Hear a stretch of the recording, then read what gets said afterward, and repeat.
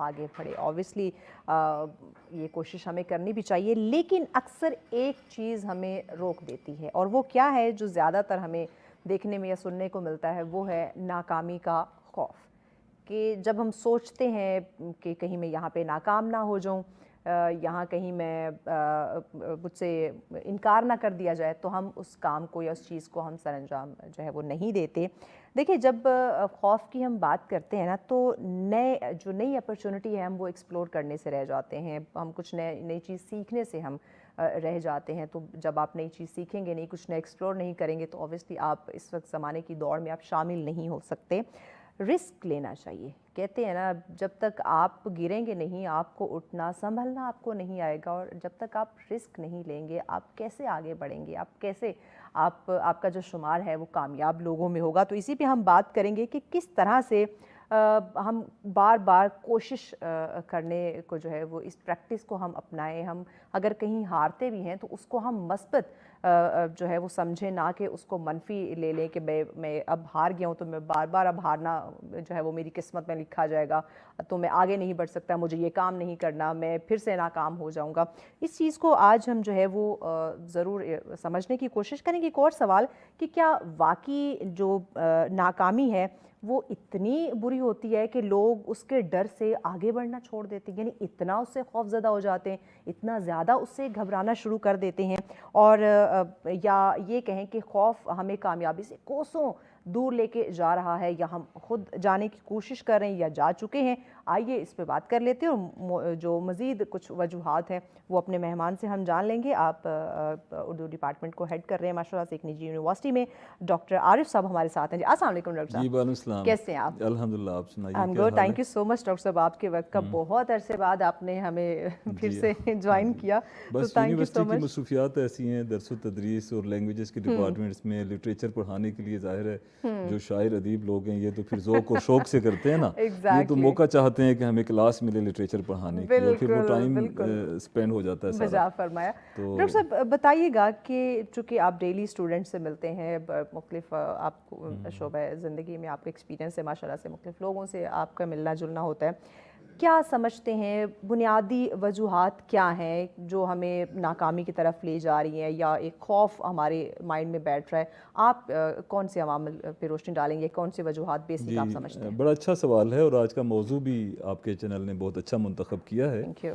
اس حوالے سے میں ابتدا کروں گا. سب سے پہلے صحیح مسلم کی ایک حدیث ہے, حدیث نمبر 2664 صحیح مسلم کی, جس میں حضور پاک صلی اللہ علیہ وسلم نے ارشاد فرمایا کہ اس چیز کی کوشش کرو جس سے تمہیں نفع ہو, اور اللہ سے مدد مانگو, اور ہمت ہار کے مت بیٹھ جاؤ, ہمت ہار کے نہ بیٹھ جاؤ. اس حدیث مبارکہ کی روشنی میں اگر دیکھا جائے تو ہمیں یہ تلقین کی گئی ہے کہ اللہ کی مدد, توکل اور امید تو رکھنی ہے, بالکل ایسے, لیکن ہمیں اپنی ہمت سے بھی کام لینا ہے. صرف توکل سے کام نہیں لینا کہ بس یہ کام اللہ چاہے گا تو ہو جائے گا, اللہ چاہتا ہے, لیکن ہم نے ہمت بھی کرنی, اور اس کے بعد ہمت نہیں ہارنی. اللہ نہ کرے ناکامی ہوتی ہے تو یہ ڈزنٹ مین کہ آپ ہمت ہار کے بیٹھ جائیں کہ بس میرے مقدر میں لکھا نہیں ہے. آپ نے بار بار کوشش کرنی ہے. دیکھیں, وہ مائیکل جارڈن نے کہا تھا ایک جگہ کہ میں خوفزدہ نہیں ہوتا فیلئر سے, ناکامی سے میں خوفزدہ نہیں ہوتا. اور کیونکہ ہر ایک کی زندگی میں کہیں نہ کہیں کسی سٹیج پر کسی چیز پر ناکامی کا سامنا کرنا پڑتا ہوں, لیکن وہ کہتا ہے کہ میں ناٹ ٹرائنگ کو, کوشش نہ کرنے کو میں نہیں چھوڑتا.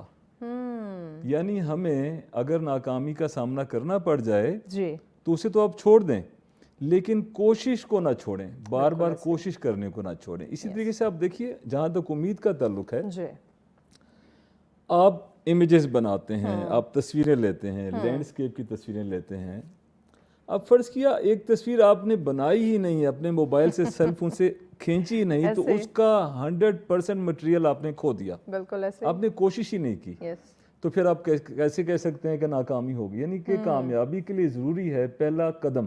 بچپن سے ہمارے نصاب میں بہت سی چیزیں پڑھائی جاتی ہیں, بارش کا پہلا قطرہ یا پہلی بوند اور پہلا قدم, پہلا زینہ, لیکن بدقسمتی سے ہم جو بڑے ہوتے ہیں مصروفیات زندگی کے پیش نظر ہم بہت کچھ نظر انداز کر دیتے ہیں.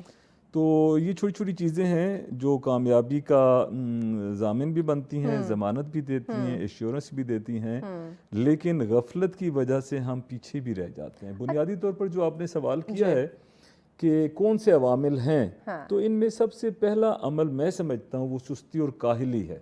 ہاتھ پر ہاتھ دھرے بیٹھے رہنا جو ہے نا, یعنی اپنے اس کمفرٹ زون سے باہر نہ نکلنا. ہاں جی, ہاتھ پر ہاتھ دھرے بیٹھ کر وہ مستقل وہ جو فردہ ہے, مستقبل ہے, اس کے انتظار میں ہے. اقبال نے بھی کہا تھا نا, ہاتھ پر ہاتھ دھرے وہ منتظر فردہ ہو. تو ہاتھ پر ہاتھ دھرے نہیں بیٹھنا چاہیے, کام کرتے رہنا چاہیے. اور جو کائنیٹک تھیوری ہے اسلام میں بھی ہے اور اقبال کی شاعری میں بھی ہے, کیونکہ اقبال کی شاعری میں تو سارے اس کے جو ماخذات ہیں, سرچشمے ہیں, وہ قرآن اور سنت سے ہی پھوٹتے ہیں نا. تو وہ سارے کنسیپٹس یہی ہمیں بتاتے ہیں کہ ہمیں حرکت کرتے رہنا چاہیے, رکنا نہیں ہے, مدام سفر میں رہنا چاہیے. اور اگر ہم منزل پر کسی وجہ سے نہ پہنچ سکیں, یعنی ہم کامیابی حاصل نہ کر سکیں, تو ہمیں بار بار کوشش کرنی چاہیے. Try again and again. اب ایک بچہ فیل ہو جاتا ہے تو کیا اس کا مطلب یہ ہرگز نہیں ہے کہ وہ ذہین نہیں ہے. دیکھیے, ذہانت ایک الگ چیز ہے. امتحان میں اچھے نمبر سے کامیابی لینے کے پیچھے بہت سے فیکٹرز, بہت سے عوامل ہیں, اور اس میں سب سے پہلا جو عمل ہے وہ ایکٹیویشن ہے. آپ کا حرکت میں آنا ہے, ایکٹیو رہنا ہے, متحرک رہنا ہے. تو اب دیکھیے, ہمارا دل پمپنگ کر رہا ہے بلڈ کو مسلسل. ہم سوتے رہیں, جاگتے رہیں, چلتے رہیں, گفتگو کرتے رہیں, بلڈ فلو ہو رہا ہے, وہ گردش میں ہے. تو ایسا کبھی ہوا کہ دل بند ہو جائے اور ہم زندہ, ایسا نہیں نہ ہوتا. تو پھر کامیابی کیسے ممکن ہے حرکت کے بغیر؟ کامیابی ممکن نہیں ہے نا. بالکل. اچھا, ایک چیز اور بتائیے گا کہ بچپن میں اکثر ہم بچوں کو ڈانٹتے ہیں بہت زیادہ, یا سخت تنقید ہو جاتی ہے, کمپیریزن کی زد میں بچے بہت زیادہ آ جاتے ہیں. کیا یہ بچپن کی جو چیزیں ہیں, یہ جو اس طرح کی ہیپننگز ان کے ساتھ ہوئی ہوتی ہیں, یہ بھی خوف کو بڑھا دیتی ہیں کہ وہ پھر جب بڑے ہوتے ہیں تو وہ رسک کی طرف نہیں جاتے؟ جی بالکل درست فرمایا آپ نے. بلا شبہ یہ ہماری سرشت میں, آپ اپنے بچوں کی سرشت میں ایک بیج بو رہے ہوتے ہیں. بچپن کا ماحول, بچپن کی دوستیاں, بچپن کا ساتھ, والدین اور اساتذہ کرام کا ساتھ. دیکھیے, بچپن میں میری ایک ٹیچر نے مجھے اقبال کی نظمیں بزم ادب کے لیے پڑھانا شروع کی, تیسری چوتھی پہلی کلاس میں. صحیح.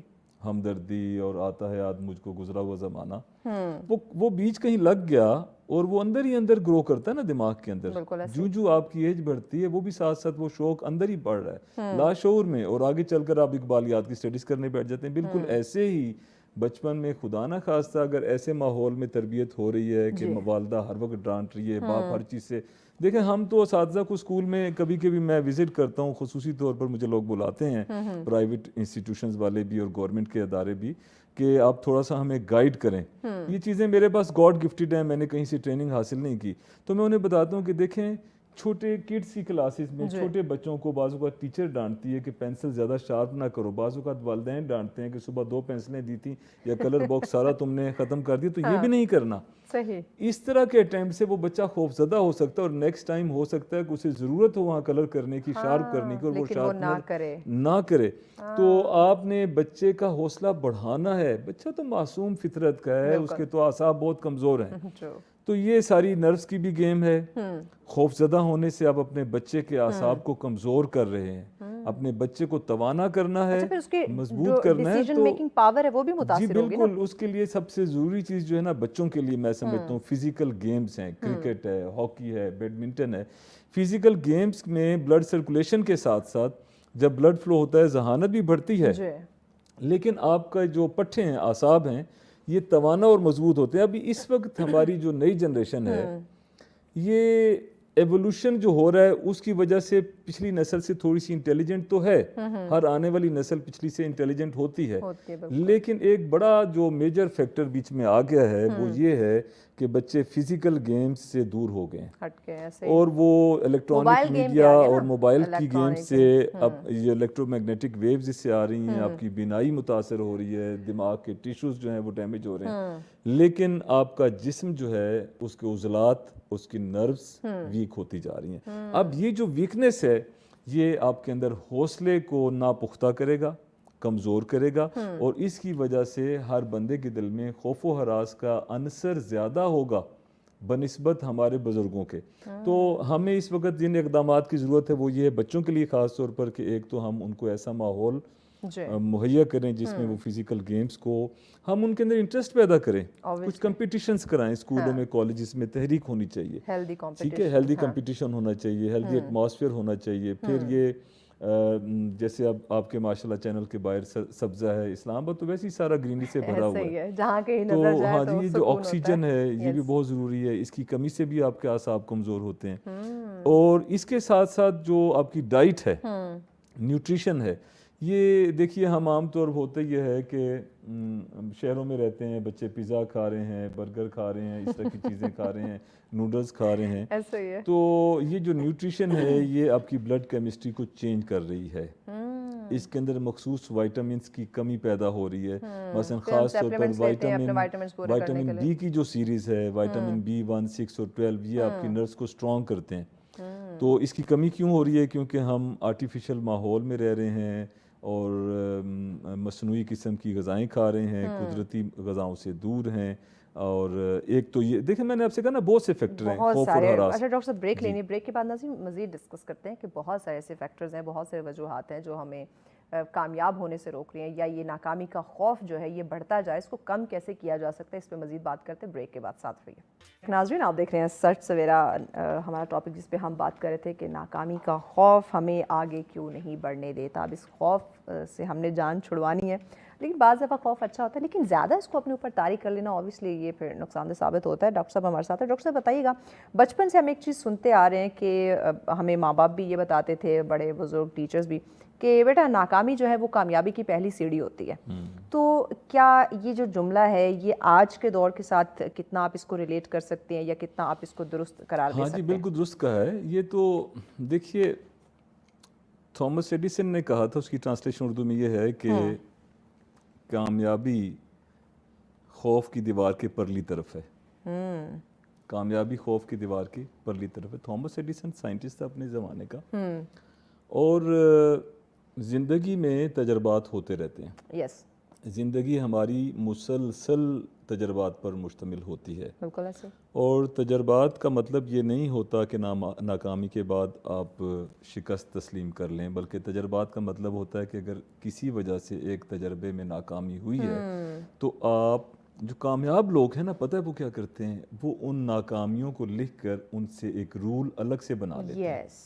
سائنٹسٹ تو ایک رول تھیری لکھنے کے بعد جنریٹ کرتے ہیں نا, تجربہ کامیاب ہونے کے بعد کہ یہ کووڈ کے پھیلنے کی یہ وجہ ہے تو ایک رول بنا لیتے ہیں, تھیری میں لے آتے ہیں. لیکن جو دانشور ہیں اور پڑھے لکھے عوامی سطح پر ہماری سماجی حلقوں میں بھی جو لیڈرز ہیں, وہ ناکامیوں سے بھی رولز اخذ کر لیتے ہیں. ٹھیک ہے نا, یعنی وہ یہ نہیں کہتے کہ ہم نے 100 مرتبہ ناکامی حاصل کی, وہ کہتے ہیں ناکام ہونے کے 100 زاویے میں نے سیکھ لیے کہ ان چیزوں کے کرنے سے آپ ناکام ہو سکتے ہیں, اور اس کے علاوہ جو ہے کامیاب ہوں گے. ٹھیک ہے, تو زندگی مسلسل سفر کا نام ہے. اس میں ناکامیاں اور کامیابیاں دونوں مل کر آپ کو آگے بڑھاتی ہیں. بالکل ایسے, ایک آپ کا حوصلہ بڑھاتی ہے اور ایک آپ کو سکھاتی ہے. بالکل, ہم نے ناکامی بری چیز نہیں ہے. ہاں, ناکامی سے کو ہم نے نیگیٹو نہیں لینا. بیسیکلی ہم نے زندگی میں کسی بھی چیز کو نیگیٹو اگر لیا تو وہ نیگیٹیوٹی ہماری سوچ میں آ جائے گی, ہمارے مزاج میں آ جائے گی. اس لیے کہتے ہیں نا کہ لوگوں کو پنپنے کے لیے, گروتھ کے لیے اچھا ماحول دیں. اچھا ماحول ملے گا, ہیلدی ایٹماسفیئر, تو پازیٹیوٹی آئے گی. آپ یہ نہیں کہیں گے کہ یہ گلاس آدھا خالی, آپ کہیں گے امی جان یہ آدھا گلاس بھرا ہوا ہے. ہاں بالکل, وہ اب یہ دیکھیں نا الفاظ کا چناؤ اور مثبت آئے گی. تو اسی طرح سے ہم یہ سمجھتے ہیں کہ اگر ناکامی ہو تو آپ سمجھ لیں کہ یہ ہمیں کچھ سکھانا چاہتی ہے. یعنی اس کو پازیٹیو لیں. اور اگر کامیابی ملے تو سمجھ لیں کہ برگدوں نے آپ کے سر پہ ہاتھ رکھ دیے ہیں, آپ کی آپ کو بڑھانے کے لیے حوصلہ مل گیا. حوصلے جان ڈال دیتے ہیں نا, جیسے ماں باپ ہمارے حوصلوں میں جان ڈالنے کے لیے. اور بہن بھائیوں کے ساتھ اگر ہم کچھ لڑتے جھگڑتے ہیں بچپن میں تو ہم اس سے بہت کچھ سیکھتے ہیں بڑے ہو کر، وہ ریکال کرتے ہیں. کولیگس میں بھی ایسے ہی ہے. یونیورسٹیز میں بھی طلباء و طالبات کے ساتھ بھی مطلب میں سمجھتا ہوں کہ ہمیں ہر وقت سوچ کا یہ پہلو سامنے لانا چاہیے کہ اسے انانیت کا مسئلہ نہیں بنانا چاہیے غالب کی طرح.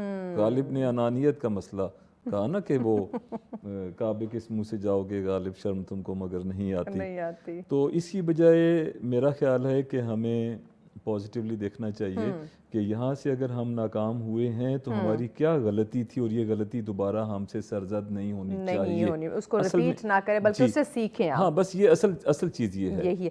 ایک اور چیز، کاروبار، بزنس یا جاب کوئی بھی چھوٹی بڑی نہیں ہوتی، آپ کے ٹیلنٹ پہ آپ کے اسکلز پہ ڈیپینڈ کر رہا ہوتا ہے. کچھ معاشرتی دباؤ یعنی کہ لوگ کیا کہیں گے، اس ڈائلاگ کی وجہ سے بھی آگے نہیں بڑھ پاتے یا اس ڈائلاگ کو بھی اپنا خوف بنا لیتے ہیں، اس کو کیسے اوورکم کریں؟ میں نے بہت ابتدائی دور میں نا ایک شعر کہا تھا کہ رسوائی کے خوف سے لوگ نہیں نا کرتے کہ لوگ کیا کہیں گے، بدنامی ہوگی.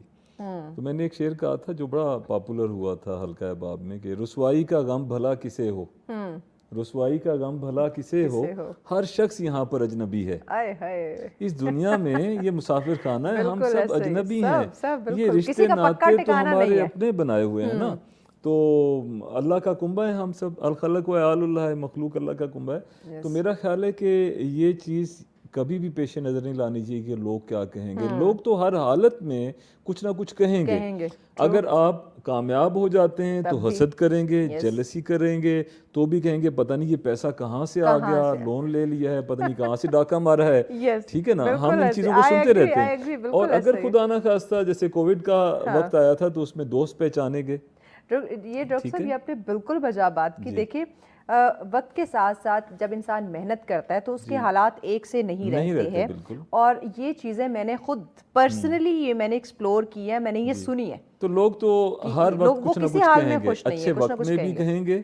آپ نے ان کو سننا ہے اور مسکرا کر آگے بڑھنا ہے، آپ نے رکنا نہیں ہے. میرے والد صاحب لوگوں کی باتوں پہ کان نہ دھرے کہ ایک شخص سفر میں ہے تو اس کو سفر میں رہنے دیں اور اپنے سفر پہ توجہ دیں. اگر آپ نے اسے جا کر روکا آگے بڑھنے سے تو جتنی دیر کے لیے آپ نے اسے تھاما ہوا ہے آپ کا سفر بھی تو رک گیا، آپ بھی آگے نہیں بڑھ سکیں گے.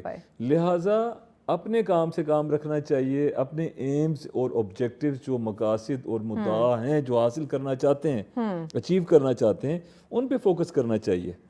لوگوں کو ڈسٹرب نہیں کرنا چاہیے، جس کو کہتے ہیں نا انتشار نہیں پیدا کرنا چاہیے. گھر کا ماحول ہو، حلقہ احباب ہو، دوستوں کا ہو، جامعات ہوں، درس و تدریس کے دفاتر ہوں. حلقہ احباب کی آپ نے بات کی، جو گیدرنگ ہے ہماری، جو ہمارے تعلقات ہیں، وہ کتنا میٹر کرتے ہیں ہماری ناکامی یا کامیابی کے ساتھ؟ دیکھیے وہ ایک فلاسفر تھا، اس نے بیہیویئرزم پہ بہت کچھ لکھا ہے، اور جتنا کچھ اس نے لکھا ہے مطالعہ کی بیس پر نہیں، آبزرویشن کی بیس پر لکھا ہے. شاعر، ادیب اور دانشور جو ہوتے ہیں یا فلسفی جو ہوتے ہیں، ان کی آبزرویشن بہت ڈیپ ہوتی ہے، اس کو بیس بناتے ہوئے تھیوریز، پرنسپلز اور لاز جنریٹ کرتے ہیں. تو بچپن سے بڑے ہونے تک جتنے بیہیویئرز ہم فیس کرتے ہیں، جن کا سامنا کرتے ہیں، وہ ہماری شخصیت کو بنانے میں کار فرما رہتے ہیں. ٹھیک ہے، ہمارے دوست، والدین، پڑوسی، عزیز و اقارب، ان کی گفتگو اور حلقہ احباب جب ہم بڑے ہو جاتے ہیں ایون تو کہتے ہیں نا a man is known by the company he keeps. آدمی اپنی صحبت سے پہچانا جاتا ہے. تو اس کا مطلب صرف یہ نہیں ہے کہ آپ برے ہیں اور بری صحبت میں، اس کا مطلب ہے کہ خدا نہ خواستہ اچھے لوگوں میں نہیں بیٹھ سکے تو آپ پر اس کے منفی اثرات آ گئے ہیں. ہمارا انداز بیان ویسا ہو جاتا ہے، ہمارا لب و لہجہ ویسا ہو جاتا ہے، ہماری زبان میں نفاست نہیں رہتی. ہم اردو بول رہے ہیں تو لگے گا کہ جیسے وہ کوئی لڑنے کے انداز میں بیٹھا ہوا ہے. اس میں شائستگی، دیکھیں جو اردو ہے نا، اردو خط، یہ نستعلیق ہے. اور جب کوئی پرسنالٹی اچھی، نفیس اور شائستہ ہو تو ہم کہتے ہیں یار کیا نستعلیق شخصیت ہے، کیا سبحان اللہ کہتے ہیں. اب اس کے پیچھے دو ٹریڈیشنز ہیں، عربک اور پرشین. عربی اور فارسی کی روایات جو ہیں ان کے حروف تہجی ہمارے پاس آئے، ان کا رسم الخط مل کر اس نے نستعلیق کو فروغ دی. تھوڑا سا کروڈ ہے، اچھا لگتا ہے.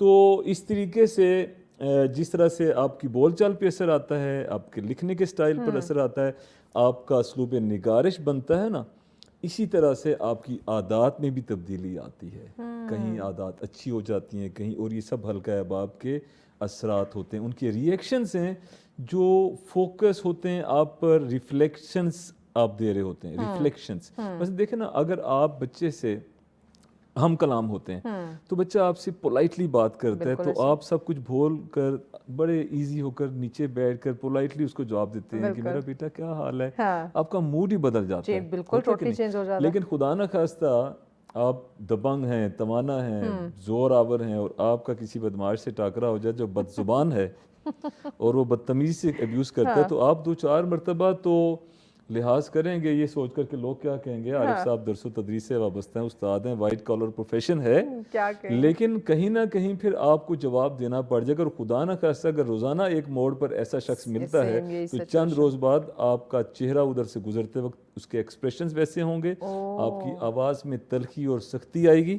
ٹھیک ہے، وہ ایک شعر اپنا پھر یاد آ گیا کہ لہجے میں یہ تلخی میرے یوں ہی نہیں آئی، لہجے میں یہ تلخی میرے یوں ہی نہیں آئی، بولا ہوں رویے کا تیرے زہر نگل کر. اللہ. تو دوسروں کے رویوں کا جو آپ نے پوچھا ہے نا، ان کا زہر اگر آپ نگل رہے ہیں تو آپ کی آواز میں، آپ کی ادائیگی میں تلخی آئے گی. لیکن اگر وہاں سے شہد جیسی مٹھاس مل رہی ہے. بریک کی جانب بڑھنے آپ کا پیغام چاہیے، 20 سیکنڈ ہے آپ کے پاس. ہاں، پیغام بس یہ ہے کہ دیکھیے، اگر ہم کسی بھی وجہ سے ناکام ہوتے ہیں تو ہمیں یہ سمجھنا چاہیے کہ کچھ ہم سے سستی اور کوتاہی ہو گئی ہے، کچھ غفلت کا شکار ہو گئے ہیں، اور اس سے کچھ سیکھتے ہوئے کامیابی کی طرف دوبارہ سفر اپنا جاری رکھنا چاہیے. بالکل، بہت شکریہ ڈاکٹر عارف صاحب آپ کے وقت کا. ناظرین، اوبیسلی ہمیں رک کے ایک دفعہ سوچنے کی ضرورت ہے، سمجھنے کی کہ کہاں ہم سے غلطی اور کوتاہی ہو رہی ہے کہ ہم ان چیزوں کو بار بار رپیٹ کریں اور ناکام ہو رہے ہیں. دیکھیں، ناکامی سے آپ سیکھیں، آپ اس سے ڈرے نہیں، گھبرائے نہیں. ناکامی کوئی بری چیز نہیں ہے، یہ ابھی کی ڈسکشن میں آپ کو اوبیسلی معلوم ہو گیا ہوگا. بریک کی جانب بڑھیں، بریک کے بعد اگلا ٹاپک آپ کے ساتھ شیئر کریں گے. ساتھ رہیے. ویلکم بیک ناظرین، آپ دیکھ رہے ہیں سچ سویرا. آخری ٹاپک کی جانب بڑھتے ہیں. ٹاپک بتانے سے پہلے آپ کو، کیونکہ ٹاپک